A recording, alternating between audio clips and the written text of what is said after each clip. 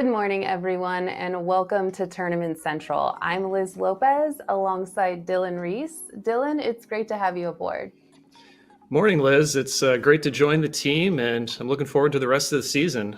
Let's fire it up. Yeah, we are just moments away from the live action in Waco, but before that, let's take a look back at last year's FPO finish.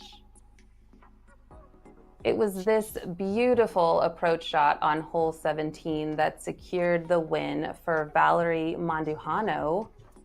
And here we can see her laying up on the final hole, not taking any risks, and tapping out for the victory. This was Valerie's first Elite Series win, and the emotions were running high. Here she is describing her feelings and what this win means to her. I feel a lot of emotions. I feel like I'm gonna tear up. I just want to dedicate this win to my grandfather. He passed away on New Year's, and he was like my father. He raised me so close to him, and he never got to see me win. So I told myself I had to win this year. So this is for you, Dad. Wow, what an emotional win for Valerie. That was really sweet to watch and really difficult to play with such heavy emotions. Yeah, it must have been tough to stay focused all weekend and just to having all that on your mind. It's a real shame she's not going to be playing this year. Yeah, absolutely. We're going to miss her. Up next, we'll take a look at the men's highlights from last year. We've got last year's winner, Paul Macbeth. He threw out of bounds on hole 1 to start the round, but hit this big putt to save par. He would go on to rattle off 7 straight birdies en route to his win.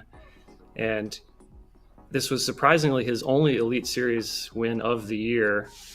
He would go on to win Worlds, but his only Elite Series win. And if you missed the season opener, you missed seeing Katrina Allen slam huge putts like that one. Her form was looking great and shots were dialed in. She led every round of the tournament, and here she is tapping out and celebrating her 5th LVC title. It was an impressive wire-to-wire finish, but we also witnessed a breakout performance from Ella Hansen, who shot back-to-back 1,000-rated rounds. There was also a late push from Holland Hanley, bumping her into 3rd place. On the men's side, Anthony Barella came out with a hot first round to take the lead. He faded in the later rounds and the wind picked up a bit. And I'm sure his new discs, he'll get dialed in this weekend. Kevin Jones took the lead early in round 3 and held it throughout much of the final round. But Kelvin Heimberg was nearly perfect down the stretch. He picked up 6 strokes on the back 9 to pick up the win. And this was Kelvin's 50th win, kind of a nice milestone to start the season.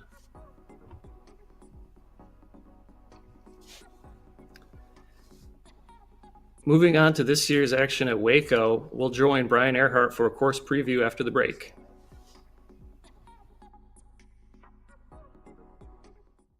What people are going to notice when they pick up the Supreme Series is superior grip, superior durability. The inspiration of creating a new disc line for Dynamic Discs was to actually step up the quality even more. Our friends over at Latitude 64 have to have special molds made. And this Supreme line of plastic is truly a premium plastic. It's a premium disc, and you will know it when you touch it and when you throw it, that it's as good as it gets.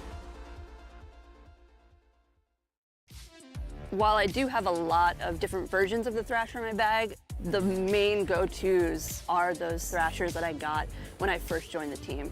And that just tells you how consistent those stock runs are.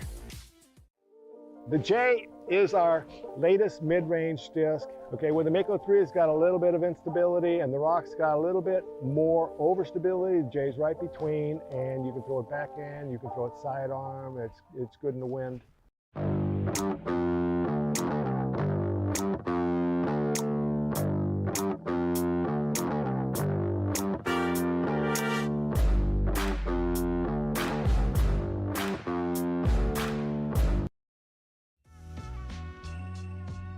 The Savant is a little less overstable Thunderbird. So if you don't have quite the power to throw a Thunderbird, you can throw the Savant and you can throw it farther. This is Latitude 64. The smallest of grains handled with the greatest passion. Always trying to improve, always trying to be better. Out of curiosity, excitement, thrill. For the player and the sport. Because we want to make disc golf awesome for you.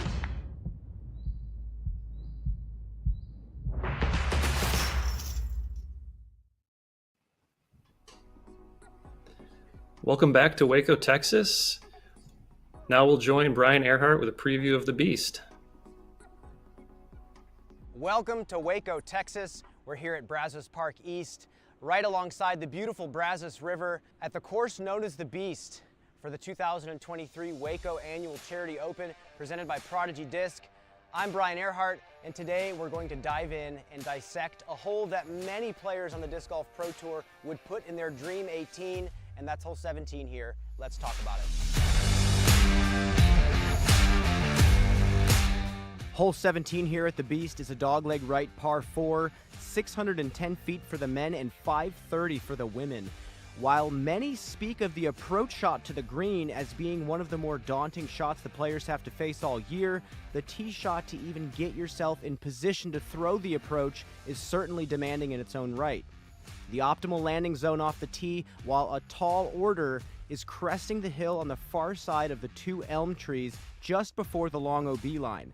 If a stiff wind is blowing like it typically does, getting there is no easy task.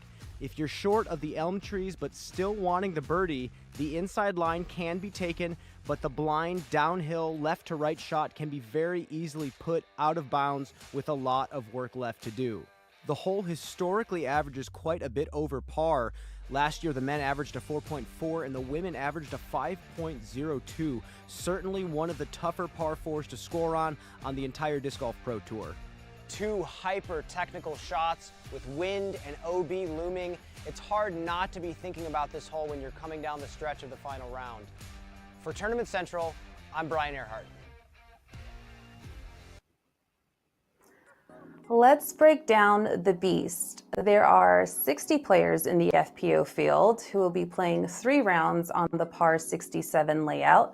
Although this is the shortest of the Elite Series courses, it still provides its challenges. The holes are technical, and if you aren't dialed in, you can very easily turn those birdie opportunities into bogeys. It really is anyone's game out here. Yeah, Liz, with such a short course, the big distance players are really having their advantage negated. The woods are the great equalizer. If you can keep it clean in the woods and scramble well when you do get off the fairway, you're going to be in contention for sure. The woods also provide a lot of potential 2 or 3 shot swings on a single hole if somebody gets in big trouble. And I think the tournament might come down to, as it has in past years for both divisions, hole 17 and 18, who can keep it clean on 17 and 18. Absolutely. So we'll take a look here at the last 5 winners at Waco. Macbeth and Coling, both multiple time winners. The shorter course, like I just said, really takes the distance advantage away. And you'll see a couple players on here that don't typically have the big distance arms. And if you can stay clean in the woods and limit the damage, you'll be in contention for sure.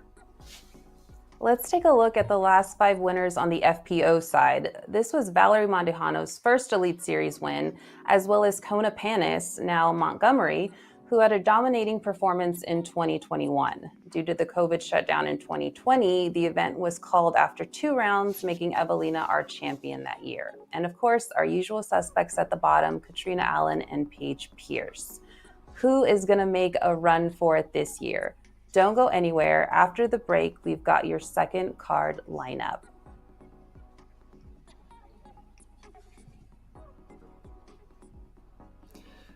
Double G Craft Jerky has been a favorite of mine for years.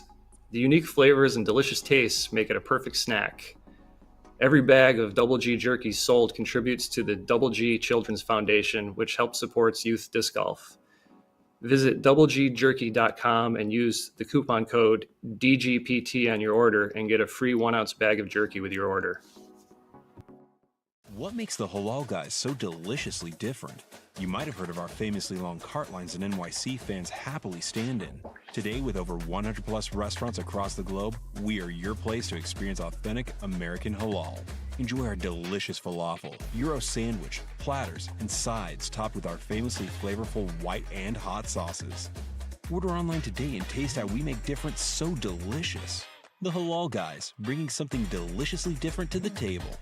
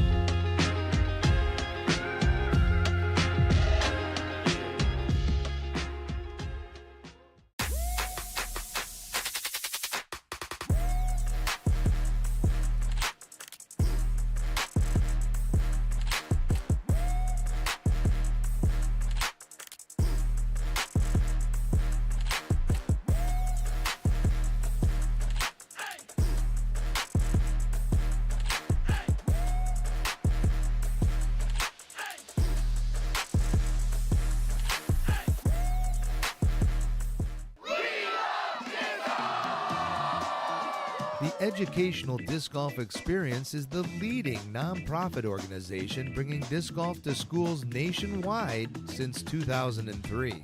EDGE provides age-appropriate discs, targets, and a classroom-linked curriculum which empower educators to teach the fundamentals of the sport. In EDGE's 20 years of existence, over 2 million youth have been introduced to this great lifetime activity. Be a part of the next chapter of disc golf. Support EDGE today.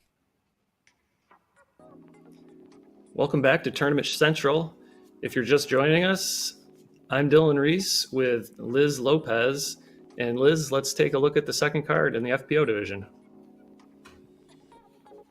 Teeing off at 9:04 local time, we have Missy Gannon, Lydia Lyons, Paige Shue, and Katrina Allen. First up, we have Missy Gannon, who made quite the run in Vegas, coming within 2 strokes of Katrina Allen. She has a well-rounded set of skills and is one of the more consistent players on tour. She won an Elite and Silver Series event last year and is always one to watch out for. Next, we have Lydia Lyons out of Arlington, Texas. This will be her 5th time competing at this event. She already has a couple wins under her belt this season, and I'm excited to see what she can do out there today. Joining Lydia on the second card is Paige Shue, our 2018 world champion. Paige is back on tour full-time this season and with a new sponsor. She surprised a lot of people when she announced she was leaving her longtime sponsor, Dynamic Discs. She's now a member of Team Discraft, and I'm excited for her new era. And rounding out our second card is Katrina Allen. She is having an excellent start to her season. Her team won the All-Star Weekend event, and she took down the Las Vegas Challenge a few weeks back. She won this event in 2019, and I have no doubt she can do it again. Here's Katrina Allen yesterday. I've always said, and I'll say it again, I can't control who's there. I can't, this isn't like volleyball or basketball where you can block or you can play defense. This is really an individual sport, and I do my best if I just focus on my game and my strengths. And whether someone else is there or not, that's all I can do is throw my shots. So, of course, a win feels better the more stacked the field is. Like that win means a little more. But other than that, just gonna go out and do my thing. That's it for our second card players. Stay tuned in for our feature card preview coming up.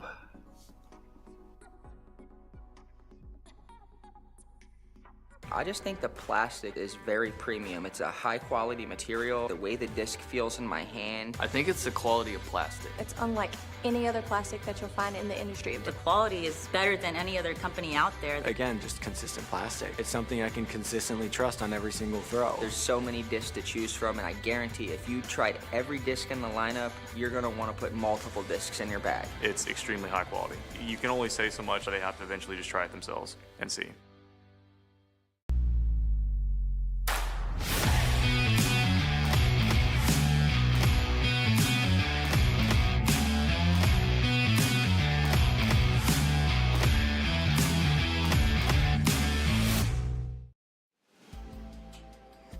It has a turn for those guys that don't have a lot of power. It's fast and it's got good glide.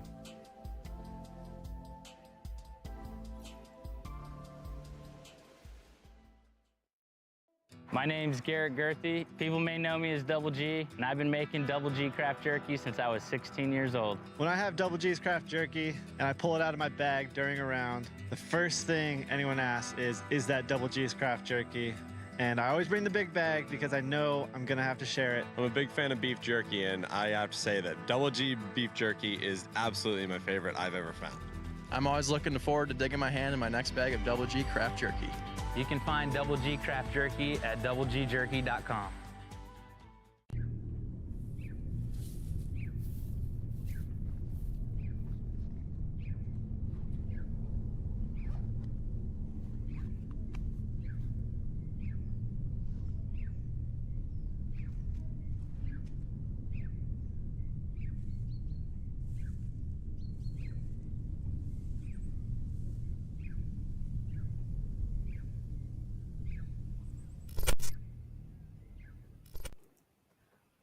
The Las Vegas Challenge happened 2 weeks ago. With that, our friends at UPlay visited a local elementary school and brought disc golf into the community. Here's their impact report. Hi, I'm Zoe Andike here with UPlay Disc Golf and the Pro Ambassadors. And on my left here, can you say the name of the school and your position? Lee Antonello is the school. My name is Richard Luthiger, and I'm the PE teacher. And how did you feel about the presentation for your students today? I thought it was well organized and everything was ready to go. The kids seemed to enjoy it, and it was a great experience. Sarah, can you give me a favorite moment from today? Just watching the kids make their first putts and the excitement behind all that, it never gets old. I'm super proud of Ella Hansen for directing the entire show. Ella, give us a couple thoughts. Yeah, it was super fun. We had a lot of fun with the younger kids. They were crushing it, honestly. They were really making lots of putts. I think I saw like 4 in a row from one line, and some really awesome drives, and getting some good power out of those third graders. So that was super fun. And most importantly, Coach, will you continue to teach disc golf? Yes, I will. It's great to see the kids getting involved. After one more commercial break, we'll get to the feature card preview.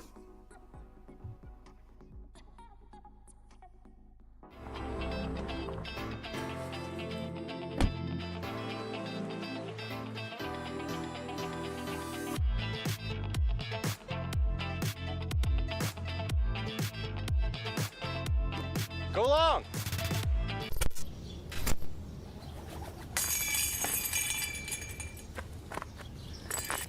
Whoa. Hey, over here!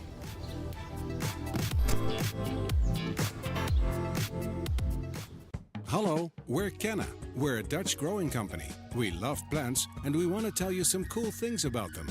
Just like humans, plants can communicate. They can sense when another plant is close. Plants look out for each other too. They warn neighbors about nearby threats by secreting substances. And studies have shown that plants love a good tune. We love and understand plants. Let our passion excite you too. Okay, this is Charger. I heard a lot of good things about the disc. Let's see if they're true, what they say.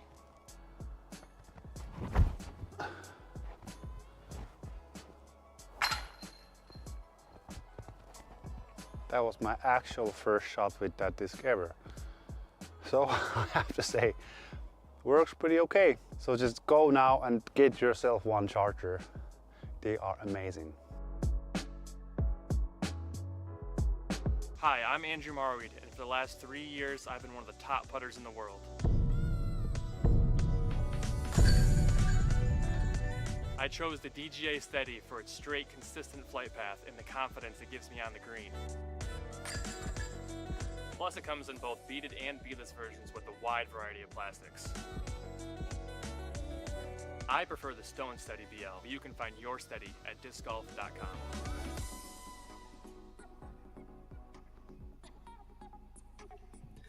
Welcome back to Tournament Central. We're just a few minutes away from joining the FPO coverage. Unfortunately, our defending champion, Val Manduhano, won't be playing this year due to an ankle injury. Yeah, she unfortunately suffered a grade 3 sprain in her left ankle. She did not compete in Vegas, but she was there supporting her sister Alexis. When she got to Waco, she was able to get a practice round in, but decided she was not going to compete. Here's Valerie yesterday on her status. Just due to my injury, I just feel like it's a smart choice right now. I didn't want to make the choice. I lingered to make it up until my first practice round. And when I was playing it, I felt the pain coming back, but it was a hard choice to make, but I made it. Honestly, it's been a long off season, a little longer than I'd like. I haven't been paying much attention to who's playing, I think, due to the fact that I wasn't able to play. If I'm not able to play, then I don't want to see golf. I miss it too much to sit and watch other people play. With Val out, Kristen Tatar will be taking her place on the feature card. Joining Kristen are Likke Lorenzen, Caroline Henderson, and Paige Pierce, and they'll be going off at 9:20 Central Time. Our reigning world champion, Kristen Tatar, will be making her season debut.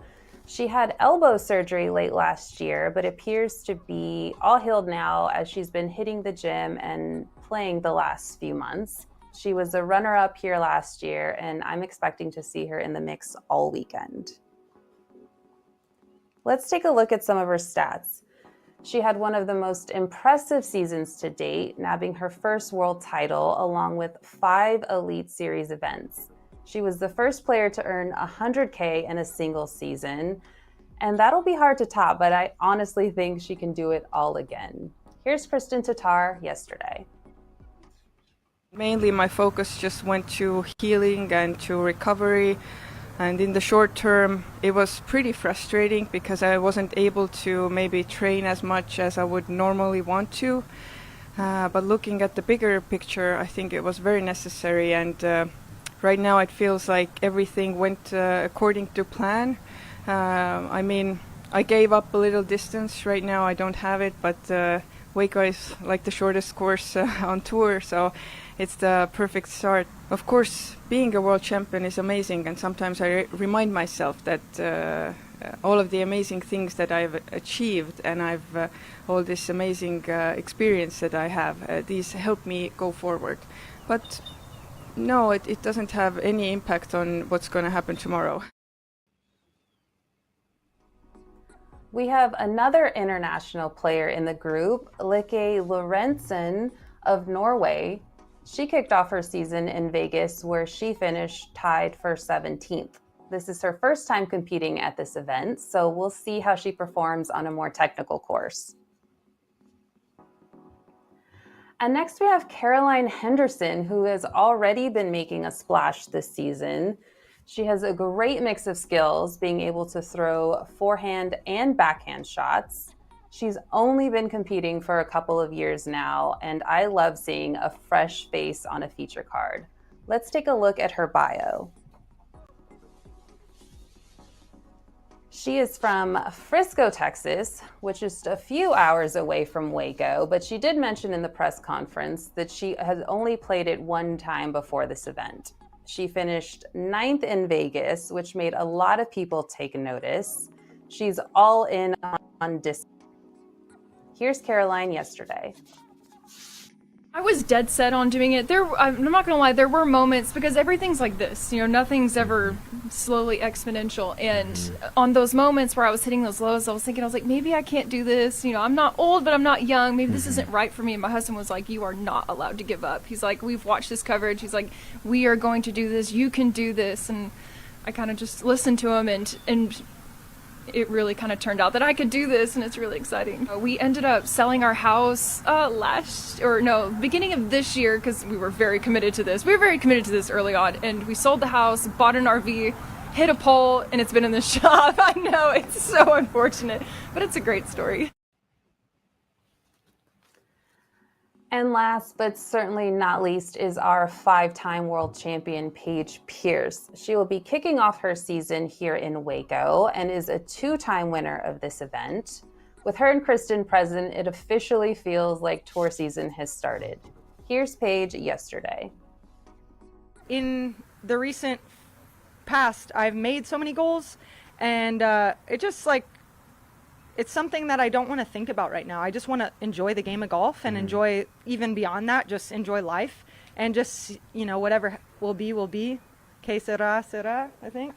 So, I just want to live. Those sound like great goals, actually. So. Yeah. I mean, it's hard, especially in the interview, and people have expectations that you should have expectations, but, I'm trying to let all that go and just throw the Frisbee well. And here's a live look at the current scorecard. Here we have Ella Hansen, 4 down through 4 holes, having a really hot start. And just behind her, Lisa Fakis, 3 down through 6. Lisa has actually won this event 4 times before, not as an elite series, but she has lots of experience on this course. So I'm sure that she's definitely going to be in contention all weekend. Yeah, being from Texas, she's probably going to have the hometown crowd behind her as well. It looks like Owen is off to a good start too. She's kind of up at the top of my list of somebody that might make a run on this tournament. With her putting ability and the short course, there's a lot of birdie opportunities if you're making your putts, and she's obviously one of the better putters in the FPO division. Oh, absolutely. And especially coming off her win at the Memorial, she had kind of a shaky start, but she told us all that she had a really relaxed off season. So she was a little rusty at the All-Star Weekend event in Vegas, but her win last weekend at the Memorial probably set her straight. So she's definitely going to be a contender this weekend. Yeah, it'll be interesting to see how much rust Kristen and Paige have, just given their busy off seasons and this being their first tournament of the year. They're obviously 2 of the top contenders, but coming into this weekend, we haven't really seen them throw it all this year. So it'll be interesting to see. Yeah, it'll be great to watch. And that's all we have for Tournament Central, but join us after the FPO coverage for our intermission. See you guys later.